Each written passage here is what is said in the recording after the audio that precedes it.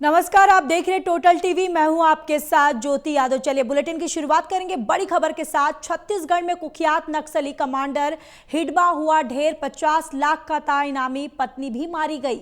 26 बड़े हमलों का मास्टरमाइंड होने का आरोप था। इस वक्त की ये बड़ी खबर छत्तीसगढ़ से। छत्तीसगढ़ में कुख्यात नक्सली कमांडर हिडमा ढेर हुआ। 50 लाख का इनामी था और पत्नी भी मारी गई है। 26 बड़े हमलों का मास्टरमाइंड होने का आरोप था। तो ये बड़ी जानकारी। छत्तीसगढ़ में कुख्यात नक्सली कमांडर हिडमा हुआ ढेर। 50 लाख का इनामी था और इसके साथ ही इसकी पत्नी भी मारी गई है। यानी सुरक्षा बलों को एक बहुत बड़ी कामयाबी हासिल हुई है। 1 करोड़ का इनाम, माफ कीजिएगा, 50 लाख का इनामी था और 50 लाख के इनामी इस मास्टरमाइंड को ढेर कर दिया गया है।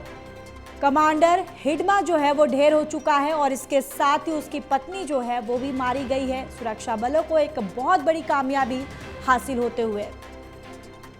और इसी खबर पर ज्यादा जानकारी के साथ एसोसिएट एडिटर प्रदीप कुमार हमारे साथ जुड़ चुके हैं। प्रदीप, कुख्यात नक्सली कमांडर हिडमा ढेर हो चुका है और यानी कि पत्नी भी उसके साथ मारी गई है। यहाँ पर सुरक्षा बलों को एक बहुत बड़ी कामयाबी हासिल हुई है। आ रहा है कि 26 बड़े हमलों का जो मास्टरमाइंड था हिडमा, उसकी मौत हो गई है, उसका अंत हुआ है। त्रिकोणी सीमा पर जो सुरक्षा बलों को बड़ी सफलता मिली है। 6 माओवादी इसमें ढेर किए गए हैं। आंध्र प्रदेश, छत्तीसगढ़ और तेलंगाना की जो त्रिकोणी सीमा है वहां पर आलूवरी, सीताराम, राजू जिले के घने पल्लंगाड़ी जंगलों में आज ये खबर सामने आई है।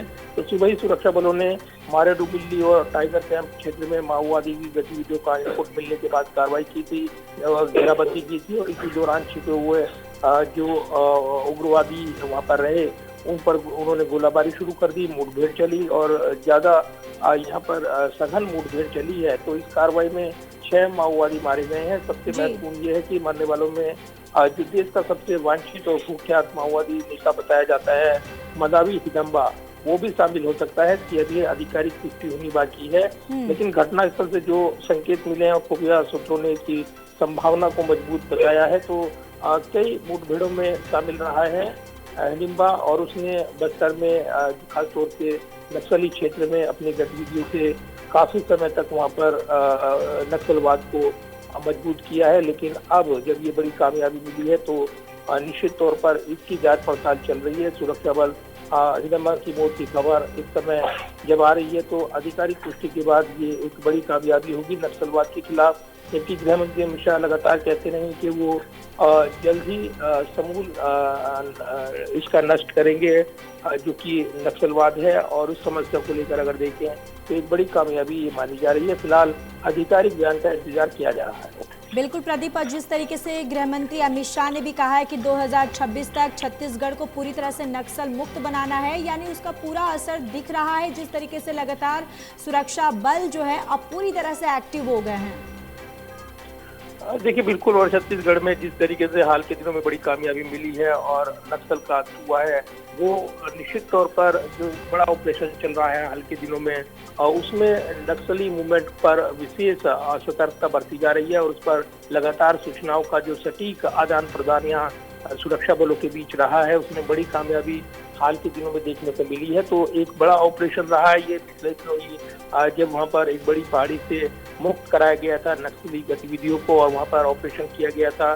तो काफी नक्सलियों ने सरेंडर भी किया है। लेकिन जो अभी बड़े नक्सली कमांडर माने जाते थे हिडम्बा, उसका ये जो पूरा घटनाक्रम आया है तो निश्चित तौर पर ये एक बड़ी कामयाबी मानी जा रही है और कहीं न कहीं छत्तीसगढ़ में नक्सल का सफाया करेगा ये ऑपरेशन, ये कहा जा रहा है। तो छत्तीसगढ़ के मुख्यमंत्री विष्णुदेव साय भी समय समय पर जब केंद्र सरकार के साथ तालमेल की बात करते हैं तो इस पर विकास के नजरियों को फोकस करते हैं। वो कहते हैं कि जल्द ही जब नक्सल मुक्त हो जाएगा प्रदेश तो विकास को एजेंडे पर प्रमुख तौर पर छत्तीसगढ़ को उभारा जाएगा। तो अभी भी जो गतिविधियां थी सिमटिवी और खासतौर से बस्तर जैसे सघन जंगलों में, वहां पर अगर ये गतिविधियां न्यूनतम होती हैं तो इसमें विकास को एजेंडे को रफ्तार मिलेगी, ये कहा जा रहा है। और इसलिए बड़े नक्सली जो घटनाक्रम रहे हैं हाल के दिनों में, उस पर विराम लगेगा, क्योंकि नक्सलियों की कमर टूटेगी और वो अगर मुख्य धारा में नहीं लौटते हैं या सरेंडर नहीं करते हैं, तब उनको उनके अंत तक पहुंचाया जा रहा है। ये जो नीति बनाई गई है,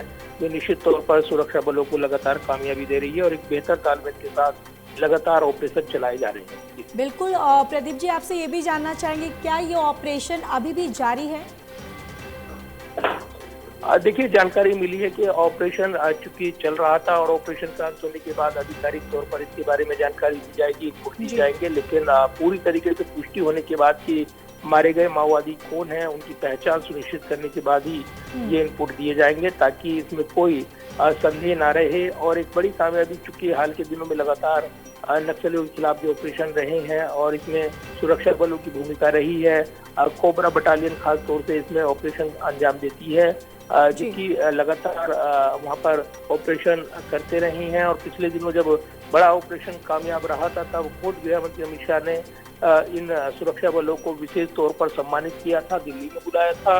और उसके बाद से ही लगातार ये जो ऑपरेशन करने वाले सुरक्षा बल हैं, उनके हौसले बुलंद हैं और वो जल्दी ही उस लक्ष्य तक पहुंचना चाहते हैं जो गृह मंत्रालय की ओर से निर्धारित किया गया है। यही वजह है कि लगातार ऑपरेशन नक्सली जो उनके खिलाफ यहाँ पर जैसी सटीक इंफॉर्मेशन मिलती है, ऑपरेशन शुरू होता है, सरेंडर का मौका दिया जाता है, सरेंडर नहीं होता है तो उसके बाद जैसे ही मुठभेड़ शुरू होती है तो उसमें बड़ी कामयाबी अभी तक हाल के दिनों में मिली है। जी बिल्कुल, चलिए बने रहिए, मैं लौटूंगी।